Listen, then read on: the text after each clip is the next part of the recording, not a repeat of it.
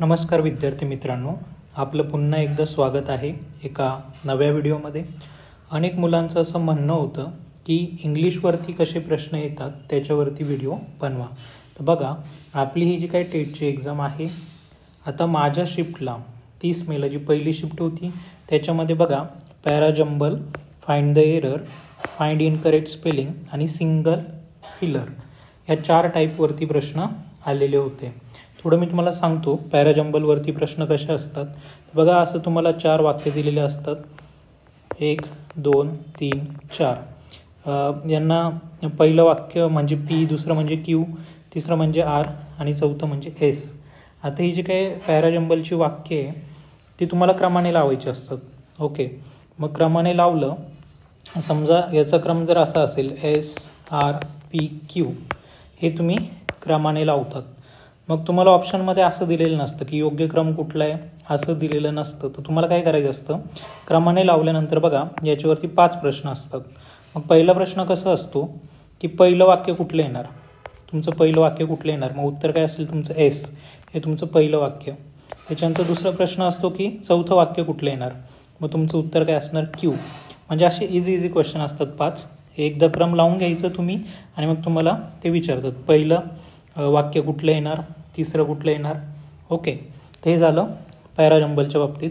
दुसरं find the एररवरती तुम्हाला प्रश्न विचारलेला असतो। मग याच्यामध्ये काय केलेलं असतं, वाक्य दिलेलं असतं, त्या वाक्यामध्ये हा जो पहिला भाग आहे त्याला ए म्हटलेलं असतं, दुसऱ्या भागाला बी म्हटलेलं असतं, तिसऱ्या भागाला सी आणि चौथ्या भागाला डी म्हटलेलं असतं। मग ABCD पैकी कशामध्ये एरर आहे ते तुम्हाला विचारलेलं असतं आणि मग तुम्हाला ऑप्शनमध्ये चूज करायचं असतं की सी मध्ये एरर आहे की ए मध्ये एरर आहे, असा एक प्रश्न असतो। त्याच्यानंतर तिसऱ्या प्रकारचा प्रश्न असतो फाइंड इनकरेक्ट स्पेलिंग। आता याच्यामध्ये एक वाक्य दिलेलं असतं आणि त्याच्यामध्ये बघा काही वर्ड बोल्डमध्ये दिलेले असतात। फॉर एक्झाम्पल बघा PALY हा बोल्डमध्ये शब्द असेल, त्याच्यानंतर त्या वाक्यामध्ये क्रिकेट हा शब्द बोल्डमध्ये असेल आणि ध्वनी हा शब्द बोल्डमध्ये असेल। मग तुम्हाला पूर्ण वाक्य वाचायची गरज नाही, फक्त जे शब्द बोल्डमध्ये तेवढेच बघायचे। फाइंड इनकरेक्ट स्पेलिंग, मग आता हे ते 3 शब्द बोल्डमध्ये दिलेले होते, त्यापैकी इनकरेक्ट स्पेलिंग कुठलं आहे ते तुम्हाला चूज करायचं आहे। मग बघा तुम्ही इथे पहिलं जे स्पेलिंग आहे ते इनकरेक्ट आहे। स्पेलिंग काय हवं होतं, PLAY प्ले, हे त्याचं राईट स्पेलिंग आहे, पण इथे PALY दिलं आहे म्हणून आपलं आन्सर हे येणार। बघा ध्वनीचं स्पेलिंग बरोबर आहे, क्रिकेटचं बरोबर आहे आणि जर दिलेल्या याच्यामध्ये सगळे स्पेलिंग जर बरोबर असतील तर तुमचा आन्सर येणार की ऑल करेक्ट। ओके, त्याच्यानंतर बघा चौथा प्रकार तुम्हाला विचारलेला होता सिंगल फिलर। आता हे काय होतं सिंगल फिलर, तर तुम्हाला एक वाक्य दिलेलं असायचं आणि त्या वाक्यामध्ये एक काय रिकामी जागा दिलेली असायची। मग ह्या रिकाम्या जागी 4 ऑप्शनपैकी कुठलं राईट ऑप्शन येणार हे तुम्हाला त्या ठिकाणी विचारलेलं होतं। मग 4 पर्यायांपैकी तुम्हाला एक ते निवडायचं होतं। आता हा जो काही मी व्हिडिओ बनवतोय हा व्हिडिओ बघा मी सिंगल फिलर विषयी बनवतोय आणि फाइंड द इनकरेक्ट स्पेलिंग या 2 टाईपवरती मी हा व्हिडिओ बनवतोय। चला तर मग व्हिडिओला सुरुवात करूया। बघा पहिला प्रश्न तुम्हाला विचारलाय, आता याच्यामध्ये तुम्हाला जे रॉंग स्पेलिंग आहे ते ओळखायचं आहे, त्याच्यामुळे पूर्ण वाक्य वाचत बसायचं नाही, जे बोल्ड केलेले जे काही शब्द आहेत तेच फक्त बघायचे। बघा पहिला आहे एंटरप्रिनर, दुसरा आहे सस्टेनेबल, तिसरा आहे इनोव्हेटिव्ह आणि चौथा आहे मॉडेल। मग बघा याच्यामध्ये रॉंग स्पेलिंग कशाचं आहे, तर सस्टेनेबल। आता सस्टेनेबलचं स्पेलिंग कसं असतं, SUSTAINABLE,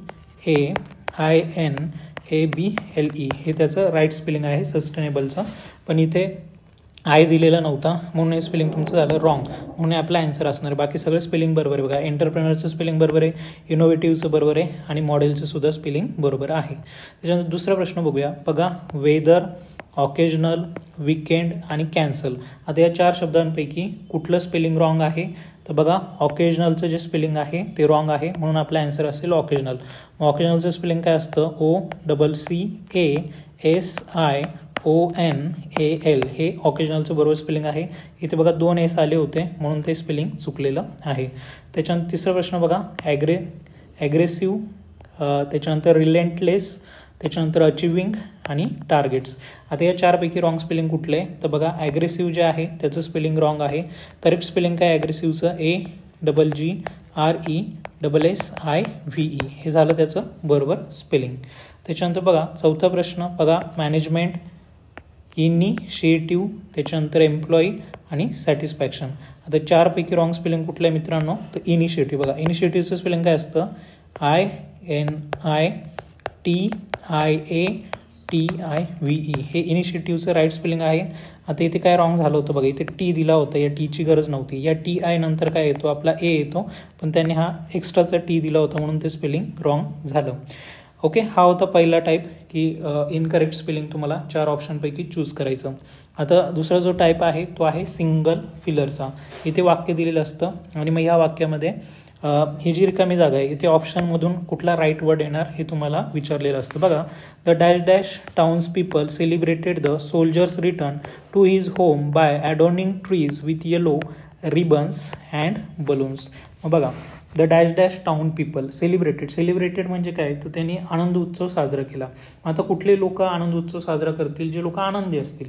म्हणून या ठिकाणी जुबिलंट हे उत्तर असेल. जुबिलंटचा अर्थ होतो हॅप्पी, म्हणून इथे तुमचं काय येईल, जुबिलंट म्हणजे हॅप्पी टाउन पीपल यांनी सेलिब्रेट केलं. जुबिलंट टाउन पीपल यांनी जे काही सोल्जर परत आला, रिटर्न आला, त्याचं परत येणं त्यांनी सेलिब्रेट केलं. ओके, मग जुबिलंट हे असेल तुमचं राईट वर्ड. त्याच्यानंतर बघा दुसरं, the committee has been ask to submit a detail report dash dash the ongoing issues within the department. मग बघा आता, report upon, report into, report over, report in, report of. त्याचं योग्य उत्तर असेल report of. The committee has been ask to submit a detail report of. काय येणार तुमचं इथे, ऑफ येणार, म्हणून तुमचं योग्य उत्तर असेल ऑफ. पुढचा प्रश्न बघा, the manager's decision to implement new policies caused a dash dash among the employees. की मॅनेजरने जे काही डिसिजन घेतलं होतं नवीन पॉलिसी लागू करण्याचं, त्याचा परिणाम कसा झाला एम्प्लॉईजवरती. टर्मॉईल म्हणजे वादळयुक्त, कोऑपरेशन म्हणजे सहकार्य, ट्रान्सफॉर्मेशन म्हणजे पूर्ण बदल. त्याच्यानंतर रिसेंटमेंट हे बरोबर आहे बघा. रिसेंटमेंट म्हणजे नाराज किंवा नाराजी. तर जो काही मॅनेजरचा जो काही निर्णय होता नवीन पॉलिसी इम्प्लिमेंट करण्याचा, लागू करण्याचा, त्याच्यामुळे जे एम्प्लॉई होते ते कॉज्ड, त्या एम्प्लॉईमध्ये काय झालं, नाराजी निर्माण झाली. नाराजी म्हणजे बघा रिसेंटमेंट, म्हणून तुमचा आन्सर काय येणार, caused a resentment among the employees. Harmony हे तुमचा आन्सर नसणार आहे. ओके, मग पहिले ABC आणि ई हे तुमचं उत्तर येणार नाही, तुमचं उत्तर येणार D. त्याच्यानंतर बघा पुढचा प्रश्न, the government announced a dash dash of initiatives to boost small business in the region. बघा, गव्हर्नमेंटने काय केलं, सरकारने काय केलं, अनाऊन्स केलं, जाहीर केलं की जे काही प्रदेश आहे, रिजन आहे, त्याच्यामध्ये जे काही छोटे उद्योगधंदे आहे ते बूस्ट झाले पाहिजे, त्यांना चालना भेटली पाहिजे. याच्यासाठी त्यांनी काय केले, इनिशिएटिव्स काय केले ते विचारले आहे. बघा, the government announce a plethora म्हणजे प्लेंटी म्हणजे मोठ्या प्रमाणात, पुष्कळ. मग इथे तुमचं उत्तर काय येईल, द गव्हर्नमेंट अनाउन्स प्लेथोरा म्हणजे प्लेंटी ऑफ इनिशिएटिव्स. प्लेंटी म्हणजे पुष्कळ, इनिशिएटिव्स गव्हर्नमेंटने काय केले, अनाऊन्स केले छोट्या उद्योगधंद्यांना बूस्ट मिळण्यासाठी, म्हणून याचा आन्सर असेल तुमचा प्लेथोरा. बघा विद्यार्थी मित्रांनो, अशा पद्धतीने आज आपण 2 टाईप या ठिकाणी बघितले. असे तुम्हाला एक्झाममध्ये येत असतात, माझ्या शिपला आले तुम्हाला येऊ शकतात. धन्यवाद मित्रांनो, बाय, टेक केअर.